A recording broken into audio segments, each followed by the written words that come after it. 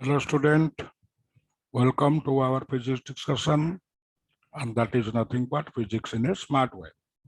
So today our plan is to go through the analytical methods where already we have discussed in our last video that to have the resultant of 2 vectors or 3 vectors or 4 vectors, the most elementary method is graphical or drawing method. But drawing method is cumbersome. That may be the most fundamental way to add some vectors, but that is not so practical. So thereby we are in search of, and with a bit of help from mathematics, we are in search of analytical ways, mathematical ways where we hope to find some formulas and all that, where by stuffing down the magnitude and direction of vectors, the formula will be giving us or the helping us to give the value of the resultant, its magnitude and direction as well. Already we have discussed that. And now we start that method. But before that, we consider a very small issue, that is angle between the vectors. Angle between two vectors. So far as, sorry, you must excuse my bad handwriting. Angle between the vectors. Angle between the vectors. Okay. Let us say I got a vector A or a vector C. Already I have taken a vector B in the diagram, which will be using vector C. I got another vector D, and I try to find the angle between the vectors. To make our job simple, or to find the angle without any error, first of all, we have to do one thing. Either you shift C or you shift D. We know a vector can be shifted parallel to itself. You can barring a few vectors, very less amount of vectors are there. A few vectors are there where shifting can be dangerous and all that. Otherwise, most of the vectors can be transferred, can be shifted from one place to other. Okay, we don't at present we don't bother about those vectors which cannot be shifted. They are not going to come, or say they are not going to appear for us now. So I keep C intact. So as you know, as I have told you, I'm sorry, a vector can be transferred, but when a vector, you are shifting a vector, you must be careful that direction and magnitude, they are kept intact. Direction means when you are transferring a vector, you can make it go up and down just like I am showing. Or if you go to the left and right, the vector should be shifted in a direction parallel. If you turn the vector, then the direction is changing. That would be a wrong thing to do so. Vector C is usually at its own place. I keep it intact. I shift vector D and I shift vector D in such a way that the tails of the two vectors,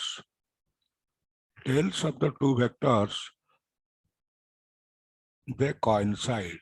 So this is vector T. Sorry.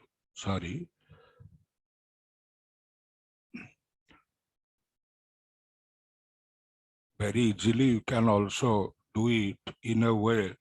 If you draw from the tail of the C, if you draw a line parallel to vector D and cut off the same length, then if this is vector D, this qualified, of course, you have to put in the arrowhead to be taken as vector D.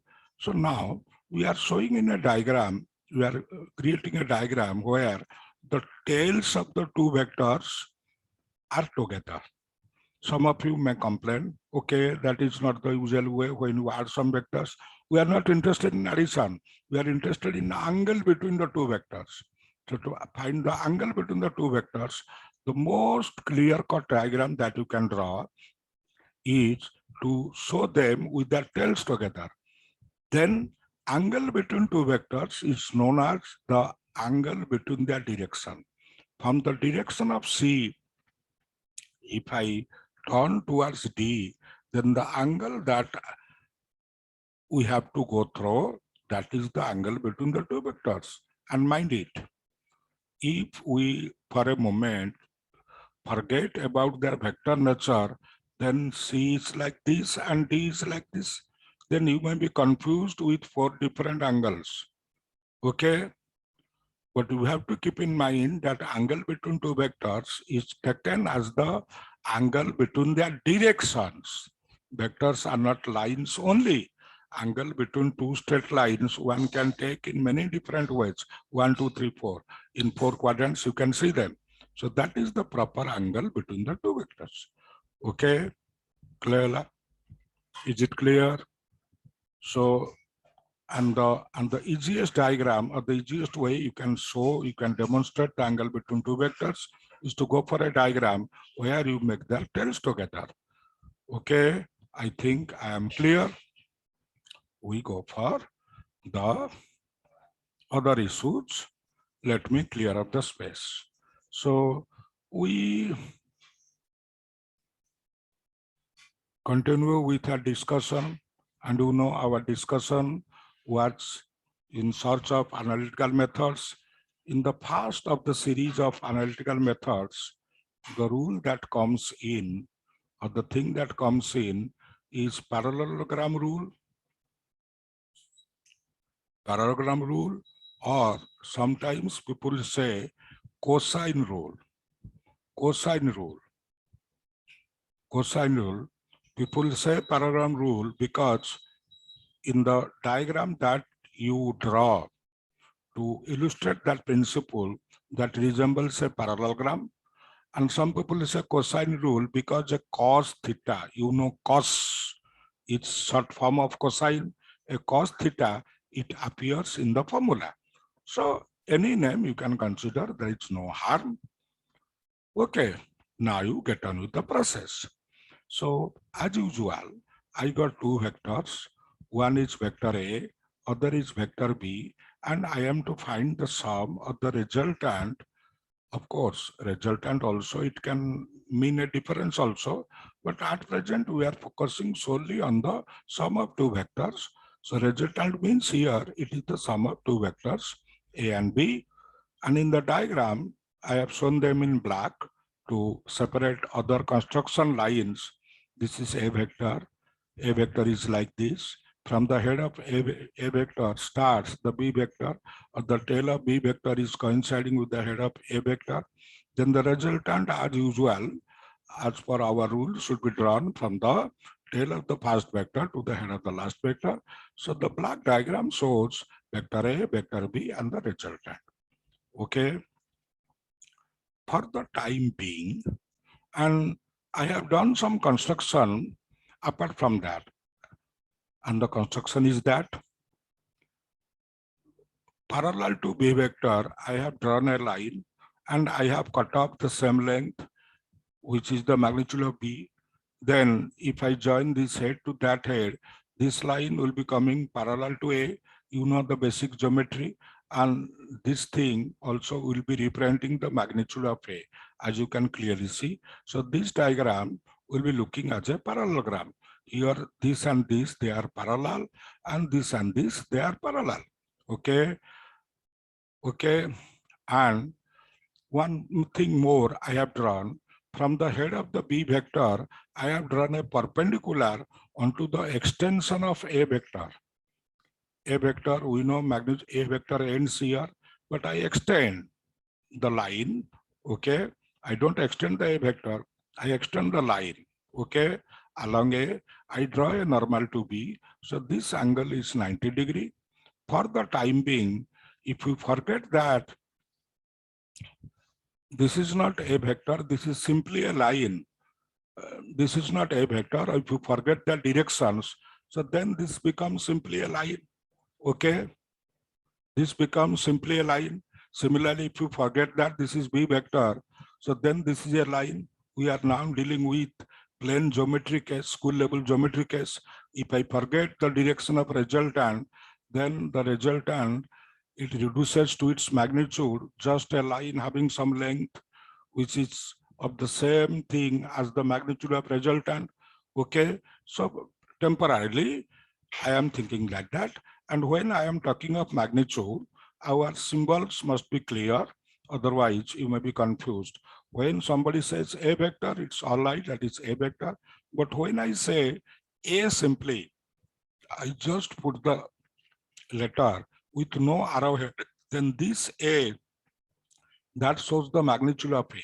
Some people have got slightly different of putting the magnitude. They use a modular sign, but modular sign is a bit cumbersome. So these two, but it is correct. But these two, writing simply A, forgetting the arrowhead, and writing the vector within a modular sign, these two, they show the magnitude of A vector. You must be clear from the start. So for the time being, we forget their directions, we forget the vector natures. So now the entire thing is a geometric construction with lines like this, and like this. Let us say we put down this point as A, this point as B. Now a B line has got the same magnitude as the magnitude of vector A. This point as C, this point as X or something like that. This point as D, I am designating the points by small letters. Okay. So as you know, if I consider the triangle, that is the right angle triangle BCX, the triangle BCX, and I consider cos theta, we know cos theta equal to base by hypotenuse. Base is Bx and hypotenuse is BC. Cross multiplying that gives us Bx equal to BC cos theta. Okay, we keep that in reserve for our future use. Similarly, from the same triangle, if I consider sine theta, we know sine theta equal to perpendicular, that is Cx by hypotenuse, that is BC. And when you cross multiply, we'll be getting Cx will be equal to BC sine theta. That thing also we keep in reserve for our future use. Okay, I think these are simple trigonometric procedures. Okay, and that is not so difficult to come. Okay, so let us come back to the diagram that we have drawn. We got two vectors, one is A, other is B. Angle between A direction and B direction, or angle between A and B is theta. As you can see, theta you can see at two places. One here, we know BC line and AD line, they are parallel. So A vector is like this, B vector is like this. Okay, if you show in a diagram, show them in a diagram where their tails are together, and I think the diagram, the lines AB and AD, they do so. Angle between A and B will be apparent, will be clear to us. Or else we can say the angle between this angle theta, that is A vector, that is B vector. So starting from A direction, if you turn towards B direction, then the angle is also theta, has to be theta. That angle is shown here, that is angle CBX and all those things. So I think we are clear on those things. So here our issue is the given quantities. A vector is completely given, magnitude and direction. B vector is completely given, magnitude and direction. So because A vector and B vector, they are given, so it is apparent that angle between them also is clear cut. We are interested to find the resultant, and we have drawn some construction from the head of B vector, that is the point C. You have drawn a perpendicular, and created another small triangle, right angle triangle, and gone for some trigonometric conclusion, that is finding those lengths bx and cx and all those things. So now we come down to the issue of finding the resultant.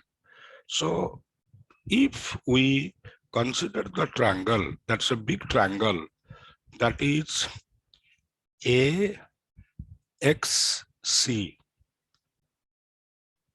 That triangle contains some small triangles in it, AXC. Using Pythagoras theorem, we can say that is AC square will be equal to AB square, AB's whole square plus, oh, sorry, I'm sorry, I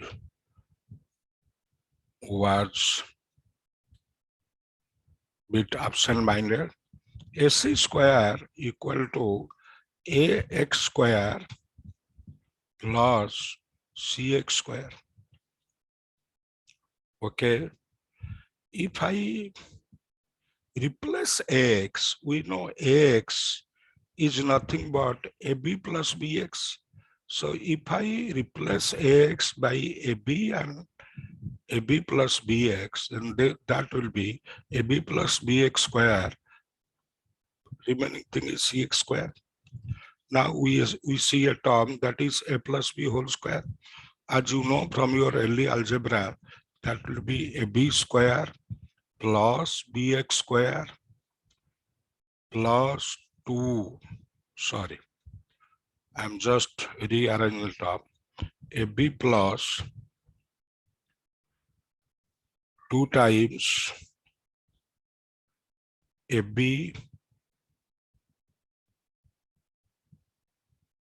into BX plus BX square plus CX square. Okay, A plus B whole square equal to A square plus B square plus 2AB. There you can see the last two terms in our expression that we have gone for so far. It is BX square plus CX square. BX square plus CX square. BX you can see here. CX you can see here. We can clearly feel that Pythagoras theorem is again valid here. This is the base of this small triangle, that is BCX. That is the perpendicular of that triangle, that is CX. Base square plus perpendicular square will be equal to hypotenuse square. So now I can elaborate, or we can make our derivation short as a B square plus 2AB into BX plus the last two terms, as we have found out, that will be your combinedly, they will be giving you BC square. Okay, let me clear up some space because we have arrived just at the edge of the tablet. So thereby we continue that SC square, I am slightly rearranging the terms. Rearranged terms will be equal to AB square plus BC square plus 2AB into BX. Okay, we know SC, that represents the magnitude of the resultant. Somebody can write as SC, somebody can say that is resultant magnitude square, that's a scalar quantity. We know magnitude of scalar quantity, we know magnitude of any vector is also a scalar, just that gives amount. AB square, we know AB square is the magnitude of A vector square, plus BC square is the magnitude of B vector square, plus 2AB, AB means A vector again, BX. This BX we already got, that is equal to BC cos theta. But when we say BC cos theta, BC is again B vector. So we can say that is B vector into cos theta. Now we have make them creeps, make them simple. Resultant square equal to A vector square plus B vector square plus twice 2 times A vector magnitude into B vector magnitude into cos theta. And if somebody tries to find the resultant itself, then you have to make the under root or square root of this thing. Then R is the square root of, that is A square plus B square plus twice A vector into B vector. A vector into B vector means A vector magnitude into B vector magnitude into cos theta. That gives us the formula that we are in search for, how stuffing in the value of A vector or magnitude of A vector and B vector and angle between them, which is expressed by theta, we can find the resultant magnitude.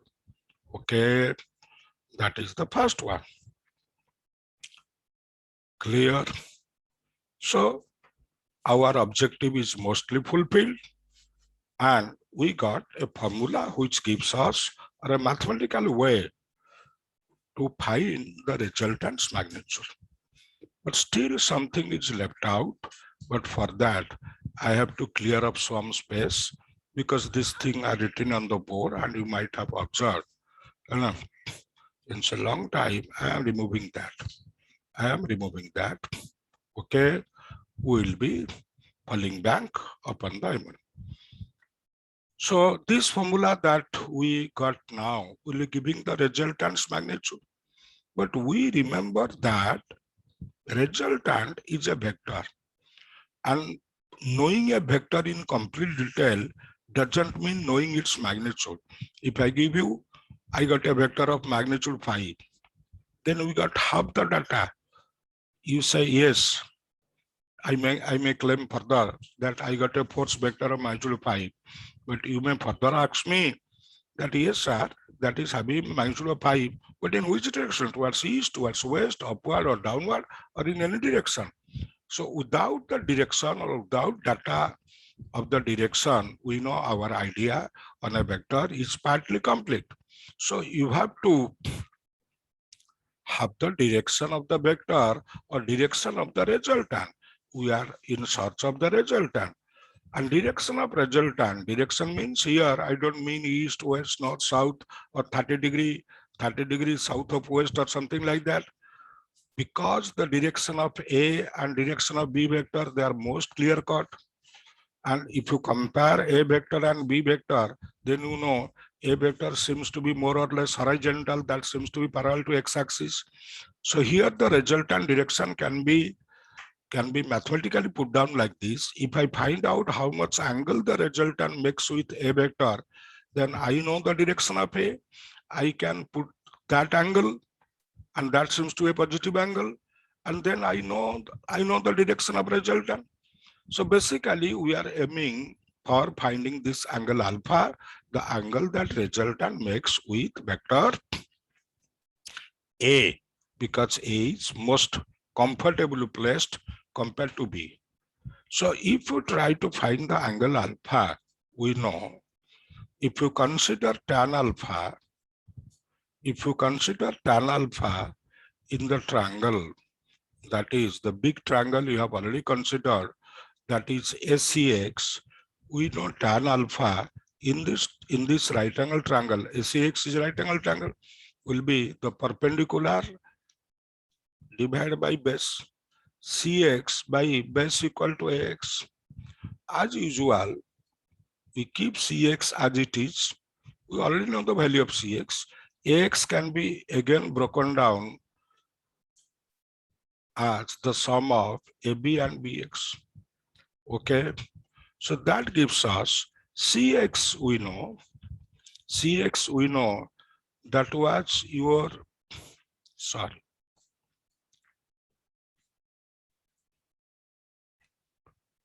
CX was BC sin theta divided by AB plus Bx, Bx equal to BC cos theta. Okay, if you allow me to erase one line more, then we can write it clearly as that implies tan alpha will be equal to BC. We know BC equal to B vector magnitude into sine theta by AB. AB is A vector magnitude plus BC cos theta. BC is B cos theta. Okay. If you look at the right hand side, we can clearly see tan alpha can be evaluated because every term on the right hand side is well known to us. Here it is B. B is B vector's magnitude, that is known. Sine theta, because theta is known, sine theta is also known, supposed to be known. Here in the denominator, that is A, and B cos theta, all those things are known. So thereby, tan alpha is found out. Once you find out tan alpha, we know that alpha is known because tan alpha is known. And in mathematical way, that is written as with a inverse circular function. Because tan alpha is like this, then alpha equal to tan inverse of, but don't consider that inverse as power minus 1. This is inverse circular function. You need not worry on that at present right now. That is A plus B cos theta. For your comfort, I am saying that if, let us say for a particular case, I get tan alpha equal to 1 by root 3, then automatically you know that alpha equal to 30 degree. Alpha equal to 30 degree because you have remembered most of the tan, cos, cot, cosec, sine and cos values. Okay, that is just a way of mathematical writing at present because we are starting with class 11. You may not know inverse circular function. That is a way to say if tan alpha equal to x, then alpha equal to tan inverse of x. And as I told you, don't confuse that with power minus 1. That doesn't mean power minus 1. That is an inverse function. Okay, I think it's clear. So let us stop here for today. In the next class, of course, we got a formula with us, but mind it, my point is that you must not be heavily dependent on the formula. Okay, our process will be still the same intuitive way. Yes, formula is there and we can take the help, but taking excessive help also is harmful. I shall be discussing something else on this issue. That will be for the next class. Okay, thank you. Wait for my next video. We shall be